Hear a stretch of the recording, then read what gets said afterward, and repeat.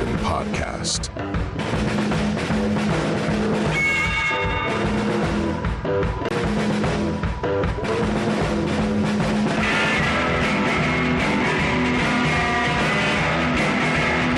Here are your hosts, Sean Phillips, Andy Van Beber, and Travis Kirkendall. Good evening, ladies and gentlemen. My name is Andy Van Beber. This is Travis Kirkendall. This is the Voice of Reason podcast. We are now officially at the halfway point of season 3, episode 26. Welcome, welcome, welcome. Today is the day before Halloween, or as I call it, pre-Christmas, Christmas Eve, because already with some of my friends on Facebook, I'm seeing them put up their trees. Good God, let the jack-o'-lantern get stolen off the front porch first. Let Mary tell Joseph that she's pregnant, and come on. I think I told you guys, I don't know if we talked about on the show, but they had Christmas stuff at my Walmart here, like before my birthday in September. I mean the aisle was packed.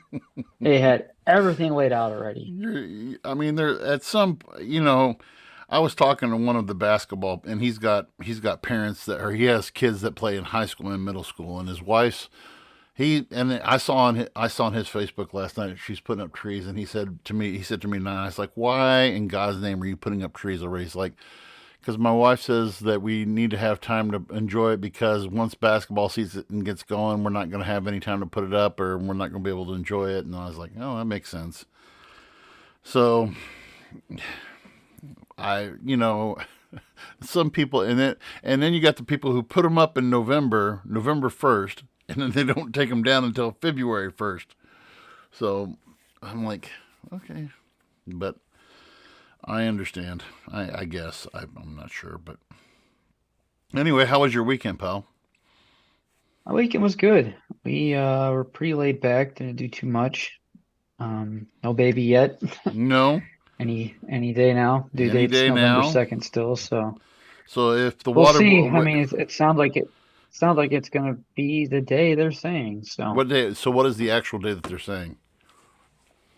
Thursday, the 2nd. Man, yeah, because 31st Tuesday. So I'll either be doing the show by myself, or Sean is talking like he's going to be back next week, which makes me excited. Don't hold me to that, viewers, but by the way, I might still be able to do it. If my mother-in-law's here, I should be able to do it. But holy cow! By the way, the Helen Keller clip on TikTok last week blew the heck up. Did it? What was the? Well, the last time I checked, we were well over 1,200 on TikTok, around 300 or 400 on Facebook, another 200 on my own personal. So that thing went viral. I think it's a sign. We need to start doing just conspiracy theories. Oh my goodness! We need to change the name and everything. It'll just be a conspiracy theory podcast. I know. We could just do so much. Good evening, Mr. Coleman. Thank you for joining us this evening. Apparently, and then some, you want to talk about a conspiracy theorist. A conspiracy theorist actually quoted on there, and she went on this rant about, I was just like, stop. Just stop. No more. We're good. We're good. But, anyway, so basketball season starts for us on Wednesday. Tomorrow's Halloween, so we're actually doing the original podcast air date of today. So, but anyway. Yeah, when's the last time we've done a Monday? It's been a while. It's been a hot minute. So, but I have... and at 9 o'clock. Yeah, and 9 o'clock, which, if I start getting cranky, just, I have my water, and I have a pack of Jelly Bellies here, so I'm good to go. So, but anyway, man, what a weekend! What a lot of events came down the pike this weekend.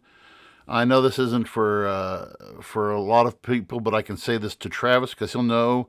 What would you just real quick your thoughts on the Tyson Fury fight Saturday? Ooh, Yeah. Let me ask you this: do you think he should have won it?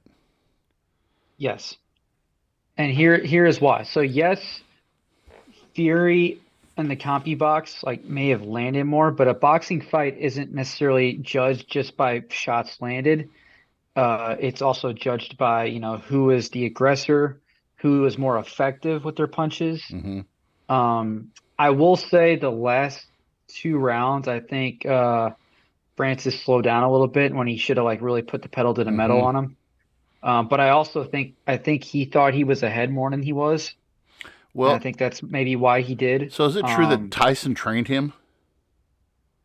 Mike Tyson wasn't necessarily his head trainer. I was reading he had some other trainer, but they paid Mike Tyson to be like the And like his the hands are huge. His hands are freaking huge.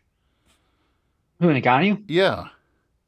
Oh, he's massive. He's a Hey, massive guy. so Um, I heard some they were doing clips on YouTube and everything. I didn't get to watch the fight live, but they said, does he have the hardest PSI hit that's recorded? Did I hear that correct? supposedly, Yeah. supposedly. But yeah, but the fight itself, I mean, first off, all the credit to the guy. I mean, to take on arguably the best heavyweight in the era, Mm-hmm. and to do that from Not. coming from MMA, which any previous attempts MMA versus boxing, we've seen the result. I Yes. mean, Yes. let's be honest, Mayweather went easy on McGregor.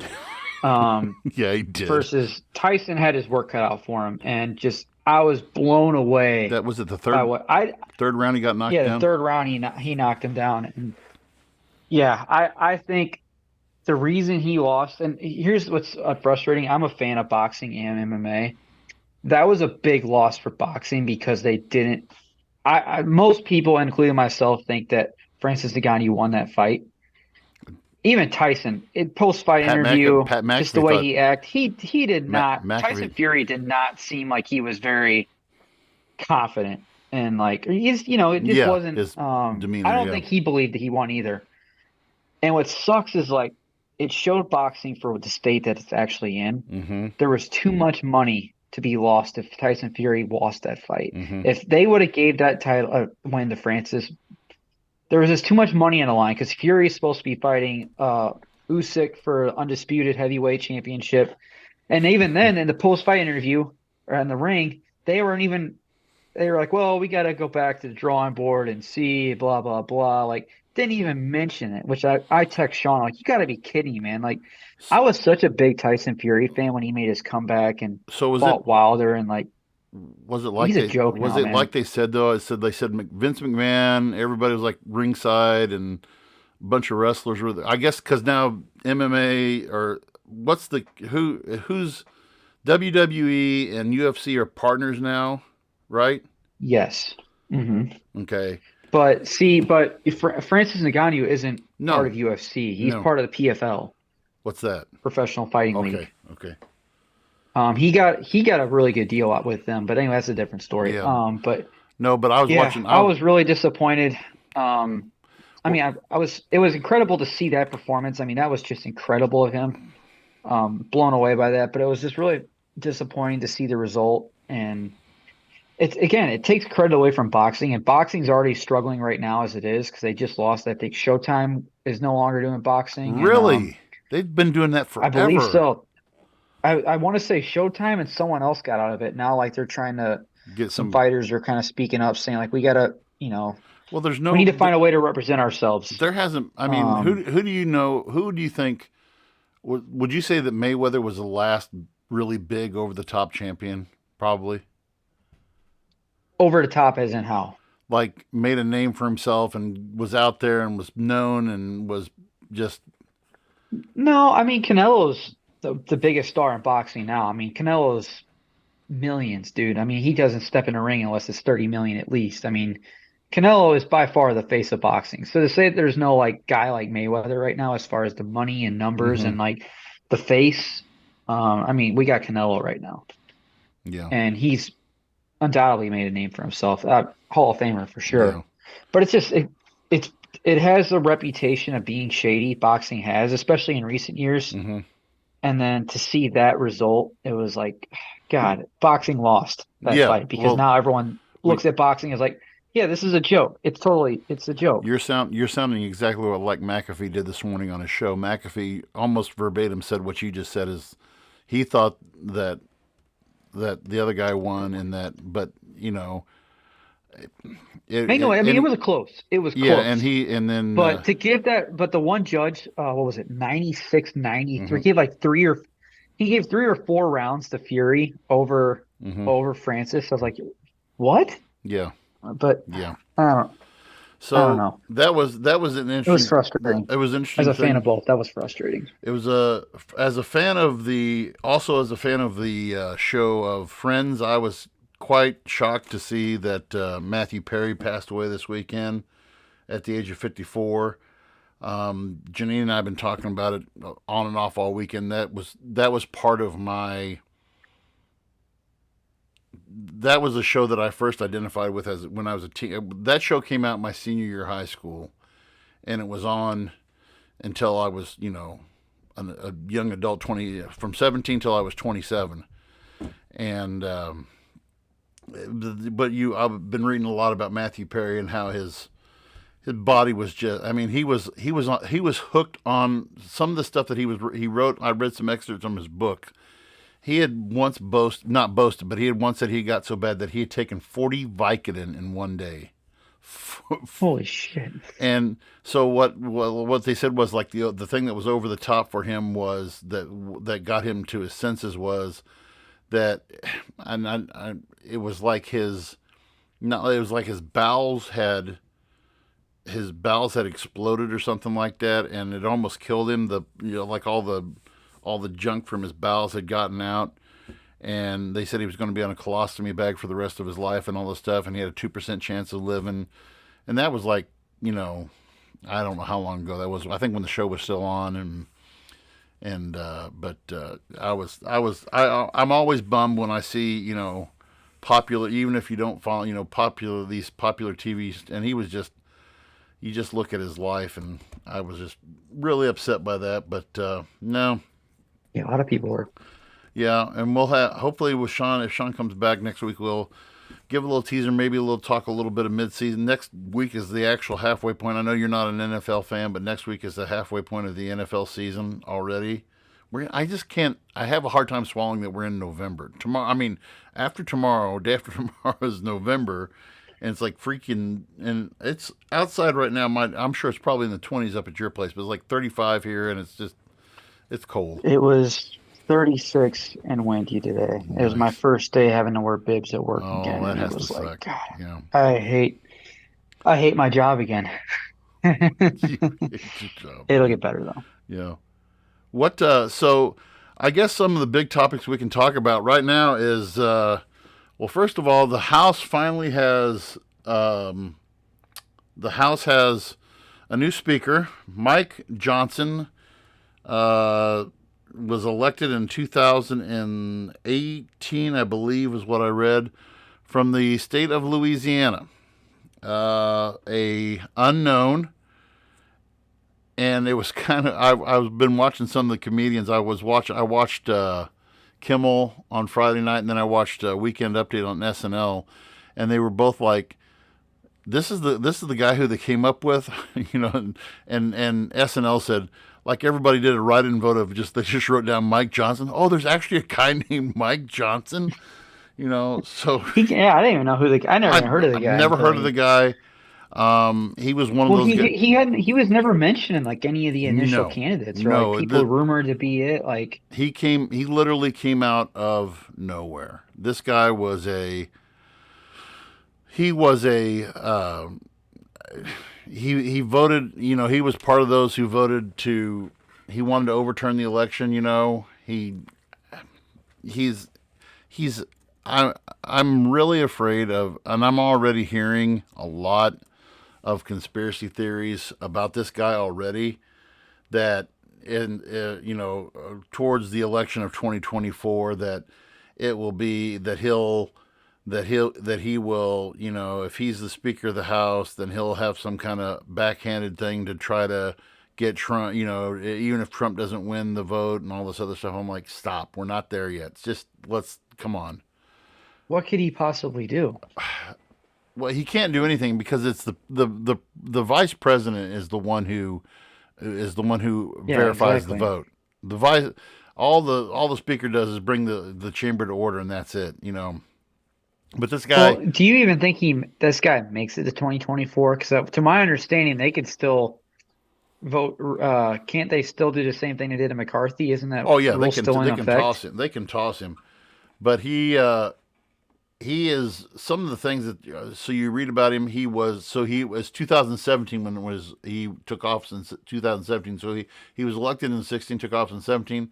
He's only 2 years older than me.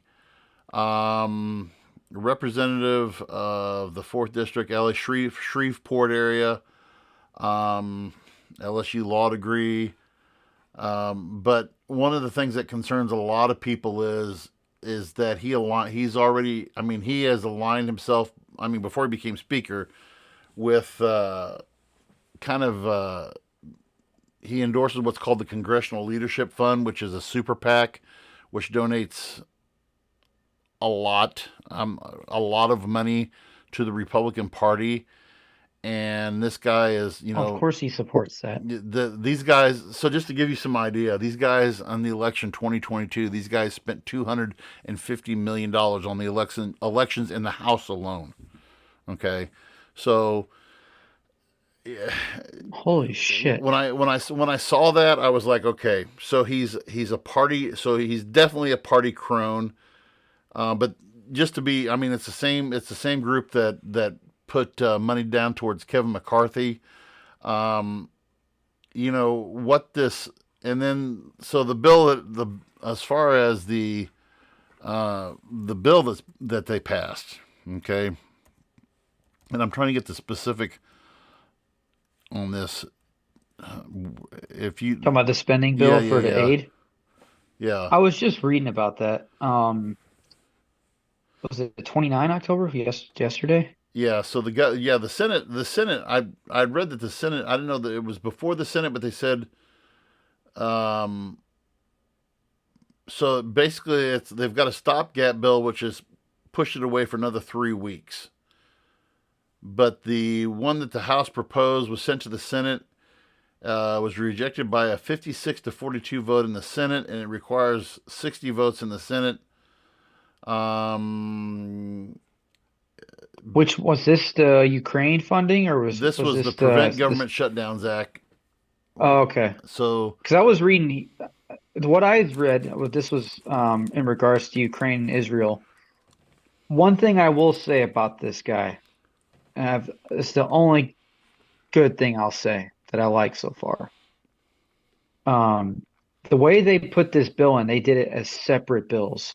So it's a separate spending bill for Ukraine and it's a separate one for Israel. right. Which finally we start doing that instead of just these big bundle bills. Now it's a small step, but I think that's a step, and that was a refreshing thing to see. As small as that was, I was like, okay, I can go with this.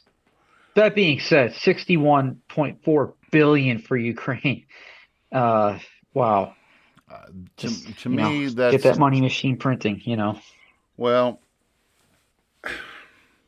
it's hard to believe. I think it'll be a year. Is it a year from tomorrow? A year from tomorrow that the election is a year from. No, the election will be a year from Thursday. Or a year from. Yeah, it will be a year from tomorrow. I think. November So roughly, yeah. Roughly. At this point, and Colby says Biden will win, yeah. But, yeah. Which blows my... the reality, yeah, probably. But it blows my mind that people knowing... We know this guy is incompetent. We know he is old as fuck.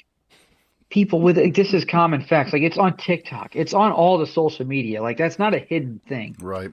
And people will still vote for them because whether it's the lesser evil idea that's been like just manipulated into us, or if it's just laziness on the American people, which I think that's a big thing of it. I don't think people really want to do research on their candidates. They're just like, give me what you got. I'll sign off on him. And it's the fact that so many people are against Trump. It's like Well, so it this it, it, it worries me. If he is our next president, it worries me. so the Hill reported last week, actually last I Monday, think he's still up a too. week ago, today, the Hill reported, and I'm trying to see who this USA Today poll showed 37. Biden and Trump are pretty much in a dead heat right now. 37% Oh, really? apiece. It's Yeah, close. It got closer. yeah. So that's the USA Today, um, and they actually put up Biden, Trump, RFK Jr. and Cornell. I don't know who Cornell West is, but they had 37% for each of them, and Kennedy got 13% of the survey, which, you know, that I mean, this far out, and he's running as an independent, that oh and this just came across the hill this as I just turned on here. He's part of the Green Party, this Cornell West guy. Oh, is he? So Yeah, I'm reading it now. Biden fires veto warning to House GOP on funding. The White House is threatening to veto the House Republican funding bills as the party moves to quickly pass partisan spending plans. The House bills would cut Department of Transportation funding by $7 billion. It would cut $1.2 billion from HUD, Housing and Urban Development, nearly $4 billion from the EPA. Wait, that's what Republicans want, or that's Yeah, what well, that's what the that's Senate? what they're passing. They want cuts for that. Okay. Yeah. So, and I, Why? Here's my issue right here. If we want to cut, why are we not cutting money from foreign aid instead of we're cutting money from our own funding? You know what I mean? And both sides, it's a both sides thing. It frustrates the hell out of me. my opinion on foreign spending is that we had this discussion last week. We do not have a stable front here at home to be worried about this. On I'm trying to get the number here. You threw out, what was the number you said for the Ukraine that they're voting on spending for the Ukraine?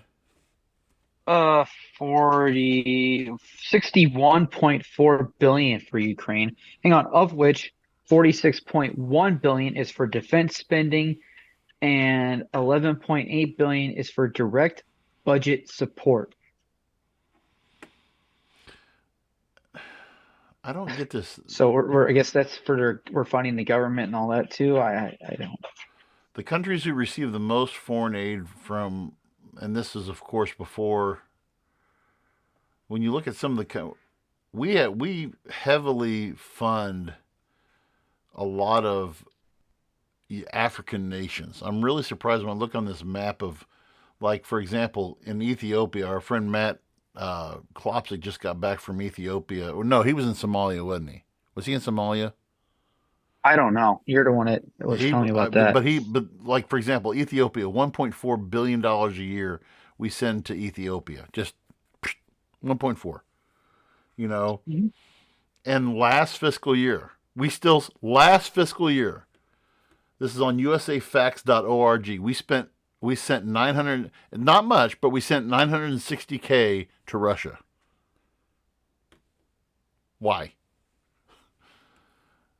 So these And yet we can't get a high-speed rail system in the U.S. to help public transportation. Like it's like stuff like that, you know? It's like, or we even here, controversial, a healthcare system, free healthcare for our citizens, which I know controversial, but it's like, God, if we're just going to throw billions of dollars at foreign countries, why not help ourselves? But I know I'm speaking I was speaking Greek so here. well, and so I'm reading. I took my daughter to the. I picked up an interesting read today, and I'm trying to find the name of it right now. Um, but I took my daughter to the orthodontist today, and there was a book that was on the. There was a book that was on the table there. He had a few copies of it, and it was this book on how it was like how to influence. I can't remember. It was a guy from the. It was a how to win. Okay, how to win and influence enemies, taking on liberal arguments with logic and humor. And this is by a guy by the name of Will Witt.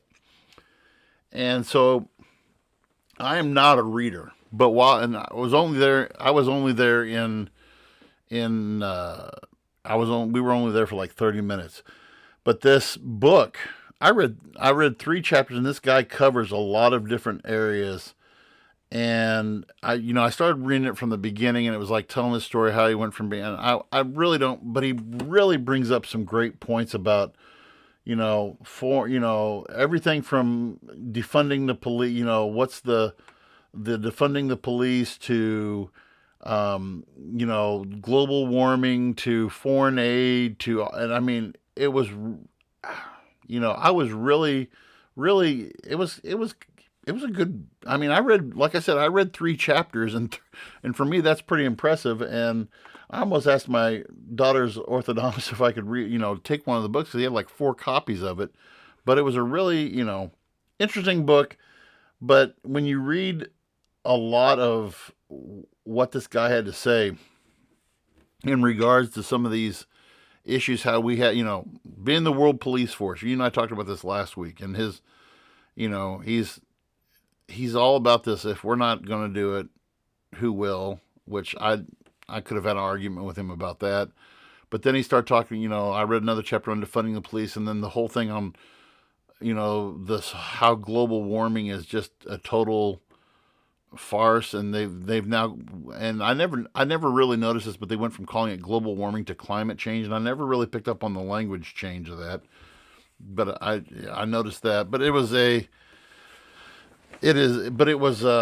would, that's just I kind of jumped off track there, but that is it was how to win friends and influence enemies, taking on liberal arguments with logic and humor. An interesting little read there.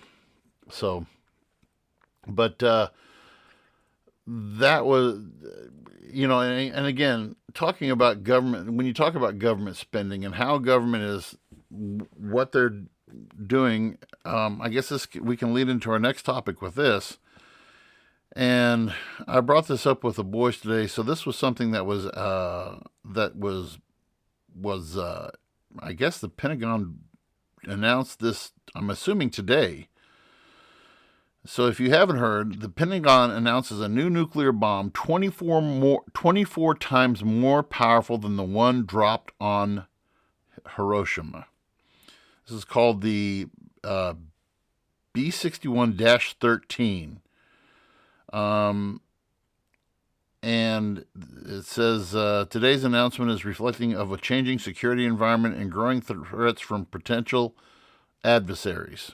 The United States has a responsibility to continue to assess and field the capabilities we need to credibly deter and, if necessary, respond to strategic attacks and assure our allies. Okay? And that the bomb that was dropped on Hiroshima was a 15 kiloton bomb. The one that was dropped on Nagasaki was 25 kilotons.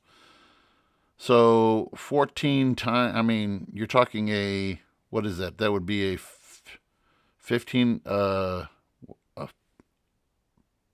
150 kiloton, 1500 kiloton bomb. A lot. What angers me with this, and we kind of said, like, one, it's propaganda, and like to release an article like that, to release that to the public, like, yeah, we just built this giant bomb, like put on the news. It's 100% a show of force. But what's frustrating is, like, in the name of defense. So the U.S., I just Googled it here. As of 2020, the U.S. had 3,750 nuclear warheads. Say that number again. Now they're looking 3,750 nuclear warheads. Apparently the U.S. Fun fact, 1967, we had 31,255 Yeah, nuclear warheads. And it looks like here, this was a CNN article from 2021. Of the 3,750, they were looking, 2,000 of those are waiting to be dismantled. yeah. Because Regardless, right. So why are, go ahead. it's just, why are we building a bomb that if used, it doesn't matter because everyone's gonna die anyway? Well, this As was soon as we talked about, once one nuclear bomb goes off, that's it. they all go off. Yeah. So what's the point? Well, Why even spend the money on it?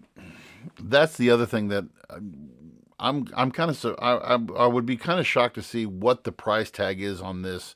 They tested it earlier this month in Nevada, and and apparently it must have been done. It had obviously had to have been done underground because you would have it would I have can't see how that's good. no most so. I'm not a scientist, but I just can't see how that's This good for the people blowing up nuclear bombs on their surface. So we had two treaties that the United States and the Russians signed back in the 80s and in the 90s. It was the SALT treaties, the Strategic Arm Limitations Treaty, and the START treaties, which was which the SALT treaties limited the SALT treaties limited how many limited the amount of nuclear weapons out there, and the START treaties cut back on the testing of nuclear weapons. And then the actual original one was the Comprehensive Nuclear Test Ban Treaty in 1966. That was between us, China, India, Pakistan, North Korea, Israel, Iran, Egypt, and Russia. Okay, and Russia hasn't pulled out of that yet, but it's believed to within the next who knows however many that this will happen. And when you have Well, I just read an article with them. They were like discussing with China again. It was a headline, but it was saying like they were telling China like, "Hey, we're deeply concerned of a nuclear conflict with the U.S. and NATO." Which that's not new. They've been talking about they that have since been Ukraine, talking but about like that. it's still relevant. They're still bringing it up, which it's the Cold War again, man. It's Cold War 2.0. When we went through that period in growing up, and I don't know if Colby's still on or not, but he can share too. When growing up in the 80s and the 90s, and when we had I don't know of other people who Gen Xers like myself who we had those.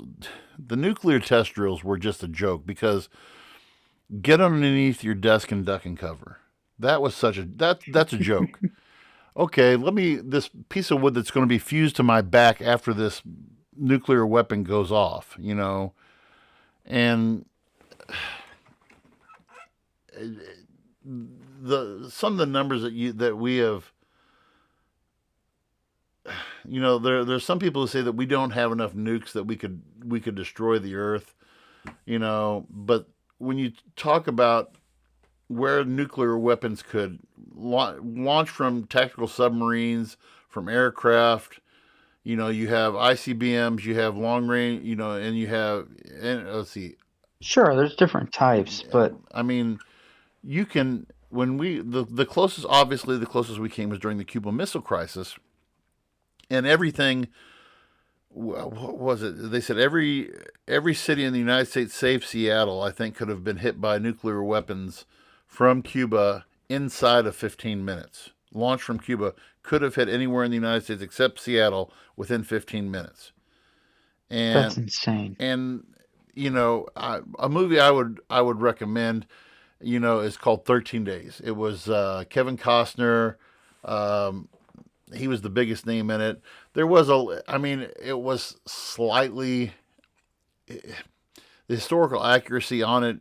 There are some fallacies in it, but the main thing how that deal worked out was because Robert F. Kennedy worked out a backdoor deal with Russia's defense, one of their defense guys, and is this backdoor channel Can't between. think of his name. I can't think of his name either, but Khrushchev was Khrushchev didn't. Khrushchev was, he was Khrushchev. If you watched the video of Khrushchev, I mean, he's the guy who, to get attention, and when he spoke before the UN, slammed his shoe on the table, and he was. Oh, was it Gorbachev? No.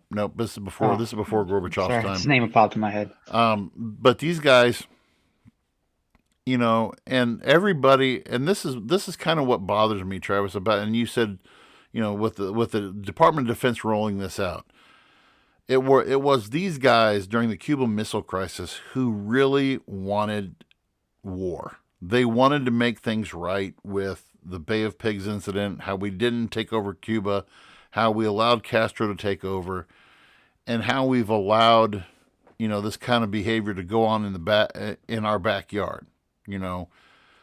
We have allowed for a lot. We've allowed for a lot of bad things to go in our backyard, but I don't like using the word deterrent.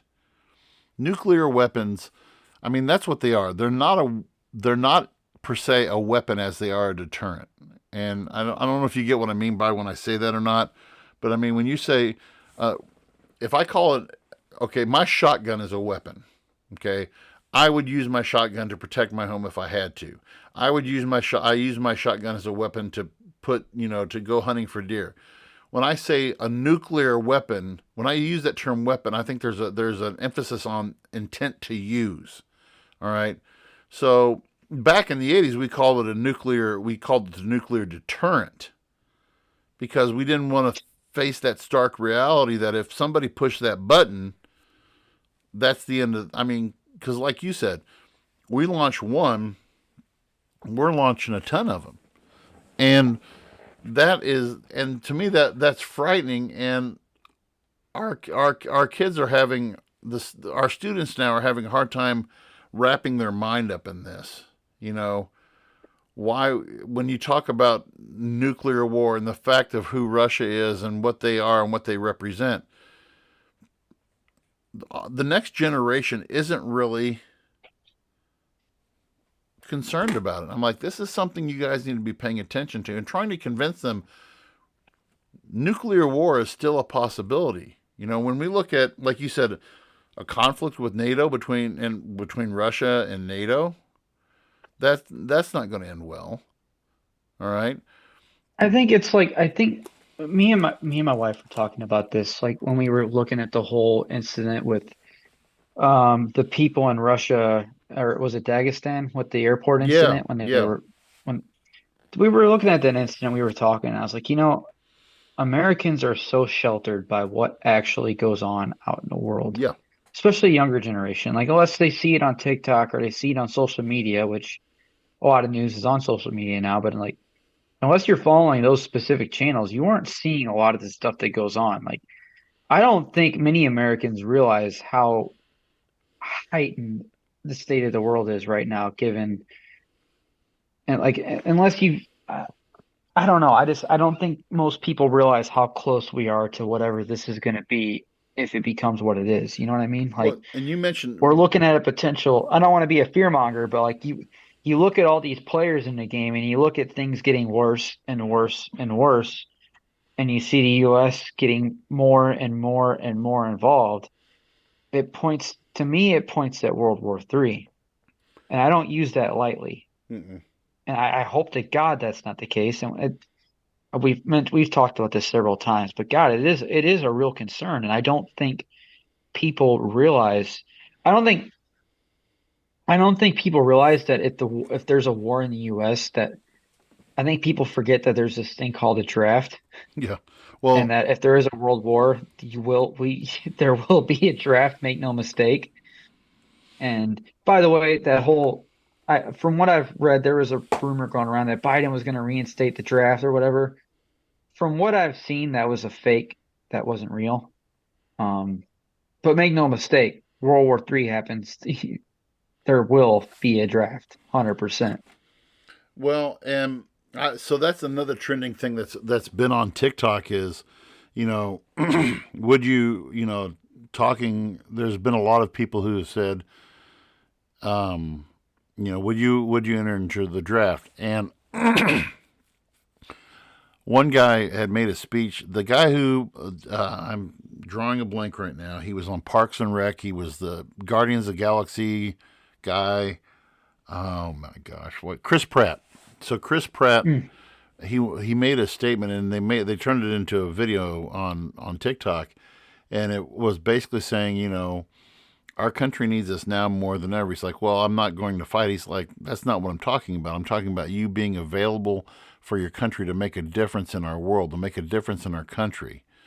We need to be available and make ourselves aware of what's going on in the world around us and what's going on with your neighbor.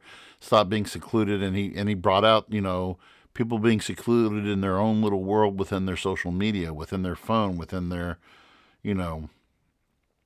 and if you look at, you mentioned we're not aware of where our world state is.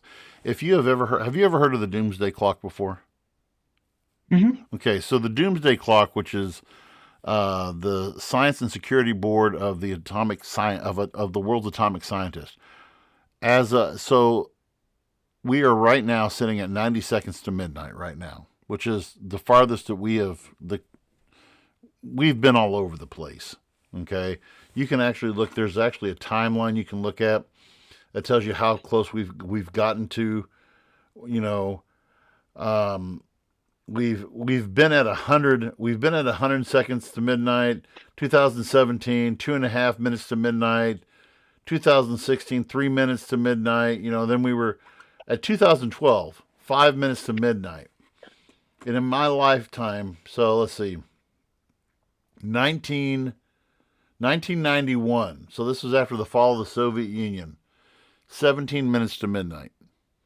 Okay, that was after the fall. That was after the fall of the Soviet Union, right?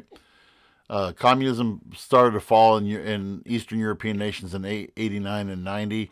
91 it fell in Russia. 91 it was 17 minutes to midnight. Okay, so right now, we're at 90 seconds to midnight. And what that is saying is where we are at as far as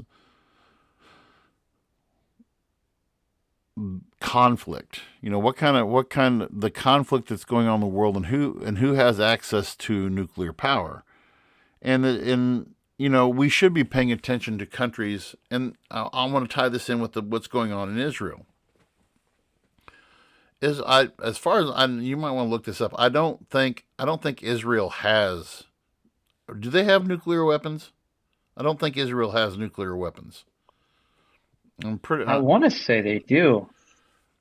I know Iran is obviously it's nuclear power that they're working on. Estimates. This is Wikipedia's, but yeah, estimates range between 80 to 400 nuclear warheads. Okay, so Benjamin Net. So this morning, well, it would have been this afternoon over there, but it was this morning. I watched a statement from Benjamin Netanyahu, who's the prime minister of Israel, and what he likened this to. What's going on in Gaza right now, and they're kicking the crap out of Gaza right now. They are going in. They are bringing in their elite force is coming in. The ground troops, what they're bringing into Gaza. Yeah, they've started the ground operation. And he answered the critics. He answered all the critics who made it. Who said that it was. You shouldn't be criticizing me for the decision. When 9/11 happened, when 9/11 happened, or actually he went back to Pearl Harbor, and he said, nobody questioned that as far as people, the America's actions, towards Japan, and. I mean, and I would argue that's a very different circumstances. Yeah. And not so much in the attack, but just the lead up and all the other surrounding things with the attack. You know what I mean by that? Yeah. I mean,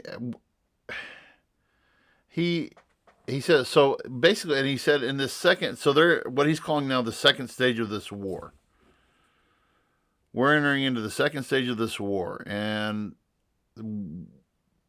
what this is going to entail is going in, and he said he's not pulling his foot off the gas. He's not going to pull his foot off the gas.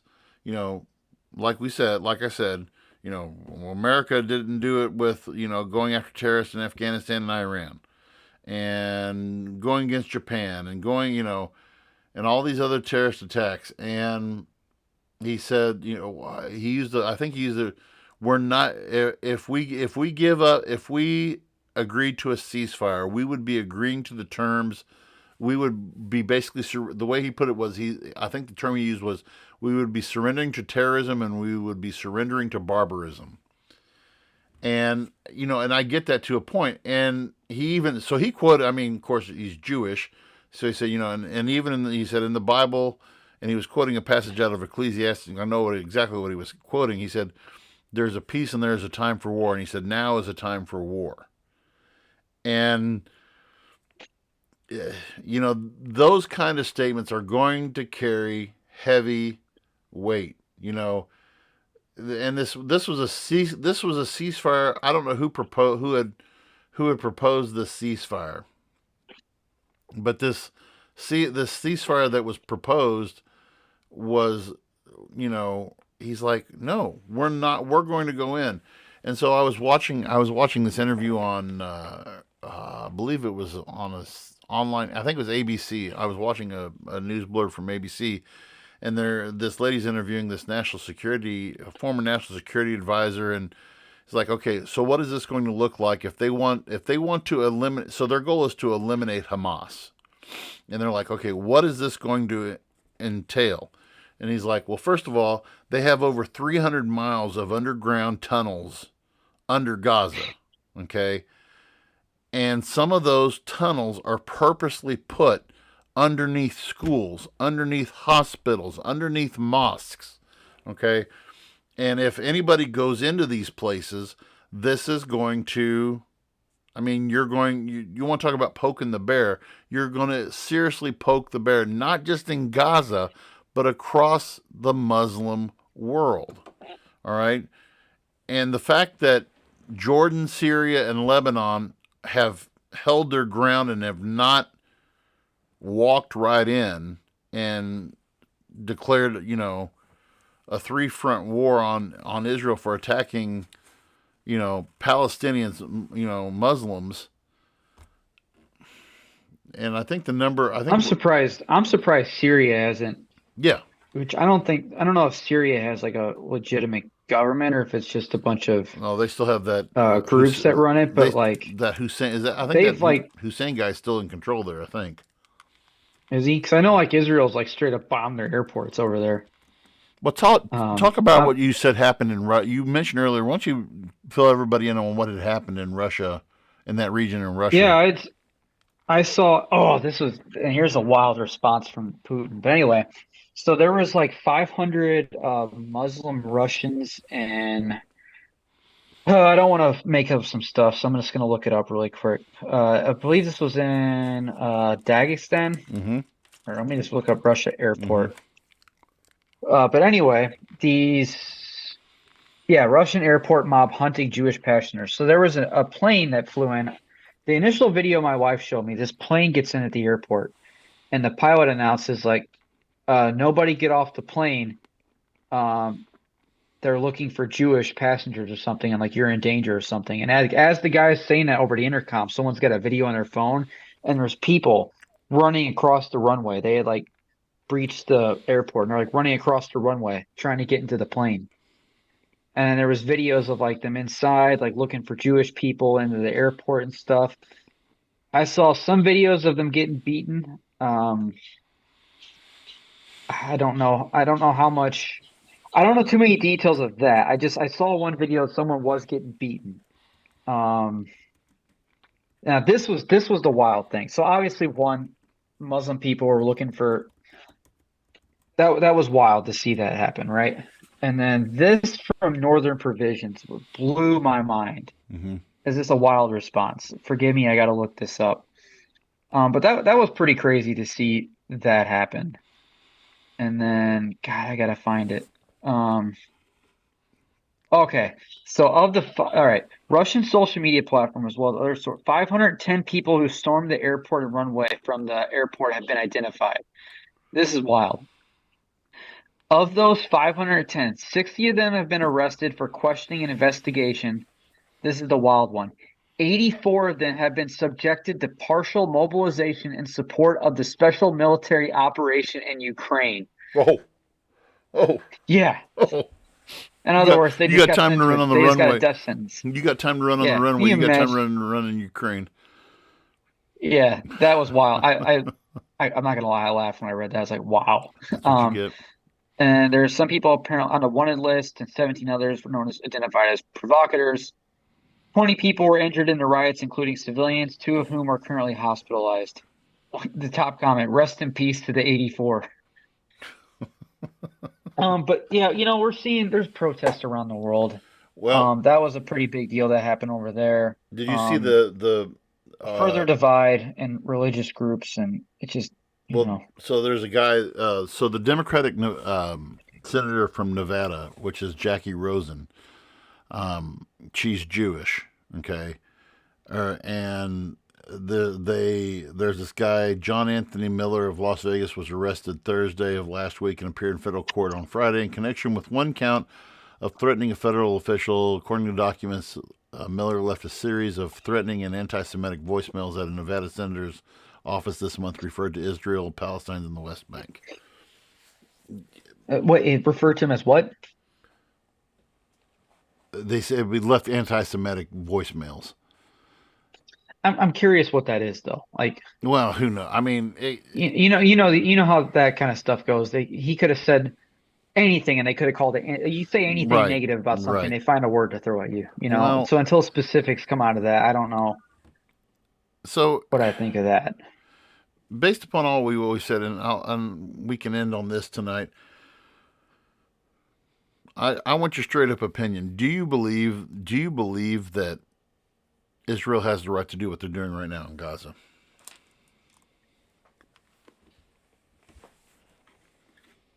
If there was more of a humanitarian effort, if there was more of a humanitarian effort from the very beginning and a more strategic, if they were better, how do I word it? Where they lost me was when they started bombing the hell out of Gaza and civilians got killed. Right. And then they were cutting off any type of aid, shut off power, like all that kind of stuff. That's where they lost me right off the bat with that. Had this been a strategic, one, make sure that civilians are actually able to leave first, which they weren't. I think things could have just been done more with more care. And I know that's difficult to say given, what they experienced and how that it was experienced. I mean, I'm not defending what Mm-mm. Hamas did. It No. was tragic. But the answer to that is to not start lighting up an entire city. Again, the third most concentrated City in the world. populous area in the U.S. or not the U.S., the In the world. world, yeah. And half the population's children. The average age there, the median age is 19 years old. There's a lot of kids that have to be in that area for your median age to be only 19 years old. So you're bombing a place it's a large children population. And here's what's not, I don't think is being discussed enough. We have this issue with, Palestinians, Muslims, Jewish, religious issues, right? Mm-hmm. And ideas of terrorism and stuff. Mm-hmm. Think of how many kids have now grown up and seen this. Well, It's ingrained in them now. Well, you're instilling The Israelis bombed us. They attacked us. They did this and that. Yep. And You're instilling they another grew up generation of seeing- hate. Yeah, exactly. And that's what it was, just so many. Yeah. So do they have a right to defend themselves? 100%.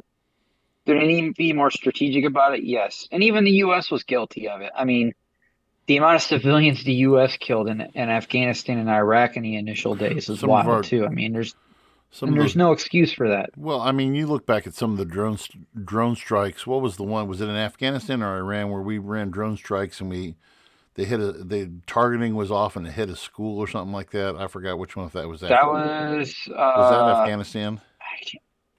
it was Afghanistan or Iraq. Yeah, it was. But to me, I expect I can't wrap my mind around this because we have grown up. We're blessed to live where we live. We are so far. I mean, it is another world to us. But if you go think about this, if you lived in, let's say you lived in Italy. Let's say you lived in Italy. You could be within a day and a half, 2 days drive from Israel, right? I mean, theoretically, 2 day. I As mean, the crow flies, I guess, right? but for us, I mean, it's a world away. It's a whole continent away. That's way over on the other side of the world. But when I put myself and to answer my own question, I am on the I have always been, raised in the church. There's many verses from the book of Psalms that say, pray for the, deliverance of Israel, pray for Israel, pray for Israel. And I never really knew until I got a little bit older as to why Israel was so important. And hey, Jonathan Guthrie just got on. Hey, Jonathan. Um, yeah, but when you look at the history of Jewish people, they have been. I mean, this isn't the extent of what people know about the persecution of Jews goes to the extent of the Holocaust. But it's gone on much, much longer. There's a long history. Thousands of years. Thousands of years. They have always been, I mean, they've been pushed from place to place to place to place to place. And we talked about this last week when in 1947, when the UN said, here is your homeland, we owe you this much. We owe you this. We, the world, owe you this. I agreed with that statement. But what about the other 1 point however many million Palestinians that live there? What are you going to do for them? So now you're going to justifiably give a home to Israelis because of what happened in World War II, but at the same time you're displacing. What about these people who already live there? And so out of that Hamas is born. Out of that Hezbollah is born. And it was really not in the Jews' hands. It was actually British Palestine. It was in the British's hands. And the British and the UN worked out that deal, and I'm sure there was money that was passed under the table. But it was never really the Jews' intent. I say this, I don't think, in my own heart of hearts as a historian, I don't think it was in the Jews' heart to say, ha ha ha, Palestinians, ha ha ha, Muslims, we got you again. I don't see it as that. I don't think it was something like that. It was deliberate to say we're going to displace the Muslims because, I mean, I'm sure there were Muslims who fought alongside the Allies during World War II. No, I'm sure. I'm sure. But now it's turned into this. Okay, so Jews have reassumed, not voluntarily, but they have reassumed this role of being the scapegoat of the problems in the world. When you go back to the Middle Ages, you went back to the plague. Do you know that they blamed the plague, the Black Death, on the Jews? That the Jews were poisoning the water. I didn't know that, actually. Yes, there was in European history, you can read about this during the Middle Ages, during the plague, the Black Death. They blamed the Jews were poisoning the water. I mean, it's just stuff like that. Amazing how far we've come as civilization. And you have Adolf Hitler, who said, "Well, the reason why we lost World War I was there were too many Jews in government. It was all these Jewish bankers and Jewish warmongers who wanted, scapegoat the Jews, scapegoat the Jews, scapegoat the Jews." So when I see Hamas doing this attack, I think it's based upon what you alluded to it too. Now these kids have seen it, but I'm sure some of those guys who flew those hand gliders in and started shooting were probably at one time kids who had grown up in the 80s or even in the 70s and said, this is my chance to make things right for my people because Israel did this to us back in this time when I was a kid. All you're doing, all they're doing is just I don't know what the term I'm going to use here, but they're basically just repeating the cycle. This is not something that's going to go away. Do they have the right to defend themselves? Absolutely. Do they have the right to go out and try to eliminate Hamas? Absolutely. The means by which they are doing it, though, is not healthy. And to me, what Netanyahu said today is we're justifying this in the name of collateral damage. Okay, there's going to be some collateral damage. When this all comes out in the wash, after this is all done, I guarantee you Benjamin Netanyahu is going to throw some people under the bus, and there's going to be war crimes that are going to come out of this that, we're not seeing a ton of cell phone, YouTube, and if there is, I'm missing it. TikTok and YouTube videos that people taking videos on their phone right now, but cell service is down and getting it in and out. I'm sure that there's going to be a ton.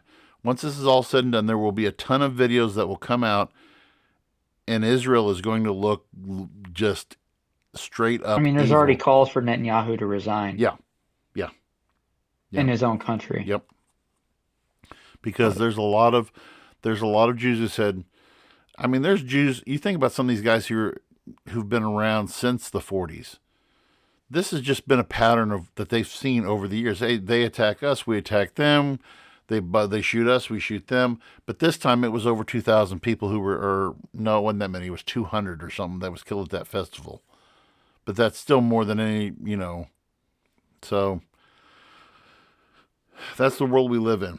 So I promise next week we'll try to have a more cheerier show. But, we wanted to address some of these issues this week.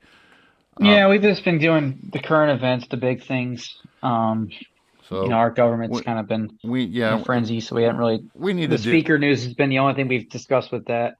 We need to put on maybe some tinfoil hats next week or talk sports or something just to, and maybe we'll see a picture or pictures of an adorable baby boy, and so should by next week, yeah. But our best to your wife and to you, and we hope. Thank you. We know. The good Lord will give a blessing there, and we'll keep you posted out there. Keep an eye on our Facebook page. We'll keep you posted. So anyway, so that is all for this week. For Travis Kirkendall, my name is Andy Van Beber. This has been the Voice of Reason. Please follow us, like and subscribe on Twitter, Facebook, YouTube, Instagram, Twitter, wherever we're at. Follow us, share with a friend. We'll talk to you all next week. Thank you for listening to the Voice of Reason podcast. Be sure to check out our other content on Facebook, YouTube,